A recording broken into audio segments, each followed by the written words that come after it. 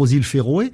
Donc c'est vrai que c'est sympa pour les reportages, pour présenter les adversaires, mais je crois que les joueurs, eux, ils prennent pas tellement goût. Encore une fois, on dit les contraintes des déplacements qui sont longs dans des régions où parfois les conditions d'hébergement sont pas top. Et puis tout ça s'intègre en plus dans un calendrier très chargé où dès qu'on revient, eh bien on enchaîne avec les championnats, la Ligue des Champions, etc.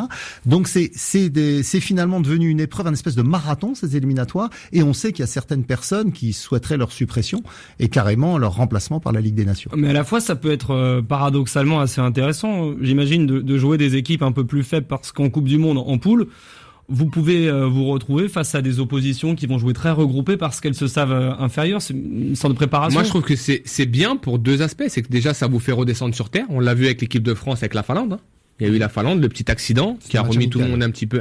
C'était un match amical. Oui, mais ce que je veux dire, c'est que malgré tout, ça a remis en quelque sorte le curseur au niveau où Deschamps le voulait, et derrière la performance contre le Portugal, elle est aboutie parce que les mecs se disent on n'en a pas fait assez, on n'était pas assez motivés. Alors c'est normal, c'est un match amical, mais les fondamentaux n'étaient pas là, et ils savent très très bien que l'équilibre est précaire en football. La réussite, elle se tient en très peu de choses, et je pense que Deschamps appuie là-dessus. Donc c'est bien parfois d'aller visiter certaines équipes qui sont pas forcément clinquantes et flamboyantes, et de pouvoir maîtriser les matchs, même si, comme tu le dis, l'important c'est de le gagner, peu importe le contenu. Alors après, moi je me souviens lors des éliminatoires, c'était de l'Euro 2016, pour laquelle la France était qualifiée, mais elle avait quand même, souvenez-vous, c'est une nouveauté de l'UEFA, la FIFA fait la même chose depuis quelques années aussi, pour que le champion d'Europe ou le champion du monde en titre, et c'est pareil aussi pour la CAN maintenant, puisque le champion d'Afrique également, participe à des éliminatoires pour avoir des matchs de compétition. Sinon, ils étaient obligés d'aller chercher des adversaires sur les autres continents parce que tous leurs adversaires de la Confédération étaient engagés dans des éliminatoires sans eux.